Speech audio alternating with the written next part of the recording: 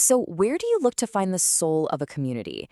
You might think City Hall or maybe a local history book. Well, for this explainer, we found our answer somewhere way more unexpected: the website for a local plumbing service. I'm not kidding. A plumber in Ravinia, Illinois, gave us a masterclass in what actually holds a town together. Let's get into it. Okay, so our story kicks off with something super common and frankly, really annoying. If you're a homeowner, especially in a place like Ravinia, Illinois, you probably know that sinking feeling of a drainage problem, a slow sink, or worse, a backup when it rains hard. Right. It's this whole hidden network of pipes that we completely depend on every single day, but we never ever think about it until, something goes horribly wrong. And when it does, it can bring your entire household to a grinding halt. So what's actually causing all this chaos? Well, according to our plumbing experts, it's usually a few familiar culprits. You've got aggressive tree roots that are just hunting for water. You've got years of soap and grease building up. Sometimes it's improper venting, and sometimes it's just plain old aging sewer lines. These are the things working against the flow right under our homes. Now, when things get really bad, that's when you've got to call in the pros. And believe me, they show up with some pretty serious gear to get things moving again. Let's take a look at a couple of their main weapons. First on the list is something called hydrojetting. The easiest way to think about this is like pressure washing, but for the inside of your pipes.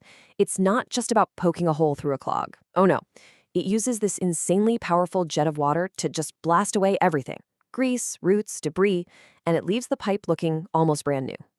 And the process is actually pretty smart. First, they send in a tiny camera to see exactly what they're up against. Then that high-pressure hose goes in. And finally, whoosh, the water jets just obliterate whatever is blocking the way. It's a really precise and powerful fix. The other big tool in the toolkit is power rodding. Now, if hydrojetting is all about pure force, this is more about mechanical muscle. It's a flexible metal cable with this sharp, rotating cutting head on the end. They feed it into the pipe, and it literally just chews its way through solid stuff, like thick tree roots. Okay, so we've got clogged drains, we've got these high-tech fixes. It seems like a pretty standard story for a plumber's website, right? That's exactly what we thought.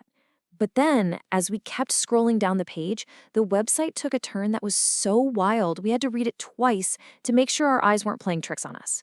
All of a sudden, we're not talking about plumbing anymore. The whole topic just pivots from sewer lines to symphonies. It was a total, genuine record scratch moment. What is happening here? And this is the sentence that just stopped us in our tracks. Right there, on a plumber's website, tucked in between talking about drain cleaning, is this casual mention of the world-famous Chicago Symphony Orchestra. And you just have to wonder, what is that doing there? This really is the big question, isn't it? Why on earth would a drain cleaning service be talking about an outdoor music festival?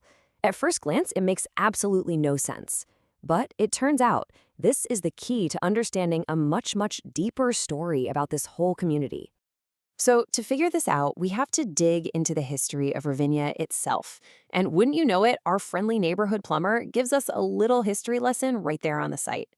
This is where these two completely separate worlds start to collide. So check this out. Ravinia started back in 1904, and it wasn't a music venue. It was an amusement park. It was built just to get people to ride a new railway line. But then the railroad went bankrupt, and the park was about to close for good. But here's the amazing part. In 1911, the local residents, the people who actually lived there, got together, bought the park, and decided to turn it into a hub for music. The community itself saved it. And boy, did that vision pay off. Fast forward to today, and the Ravinia Festival is this huge cultural powerhouse. It brings in around 600,000 people every single summer. I mean, this is no small-town park. This is a major, major institution. And just to give you a sense of the scale here, we're talking about something like 120 different events crammed into one summer season. And it all takes place on this beautiful 36-acre campus. This is a massive operation, and it's a huge part of this community's identity. Okay, so now let's bring it all back home. We've got this hidden, functional network of pipes on one side, and this very visible, cultural network of the festival on the other. So, what is the real connection? And this is where it all clicks into place. See, every community is held up by two different kinds of infrastructure. You've got the hidden stuff, the drains, the sewer systems, the emergency services, the things that keep a place physically running. But then you have the visible infrastructure, the culture, the history, the shared spaces like Ravinia Park. That's the stuff that gives a community its heart and soul. And that's it. That's why a plumber is talking about a symphony. Because they get this fundamental truth. You absolutely cannot have one without the other. For a place like Ravinia to really thrive, it needs clear pipes and it needs world-class music. Both are totally essential networks that keep the community alive. And that kind of leaves us with one last thing to think about. We've seen how pipes and art are intertwined in Ravinia. So take a second and think about your own town. What are the hidden systems, the invisible networks that are working behind the scenes alongside the famous landmarks to make your community what it really is?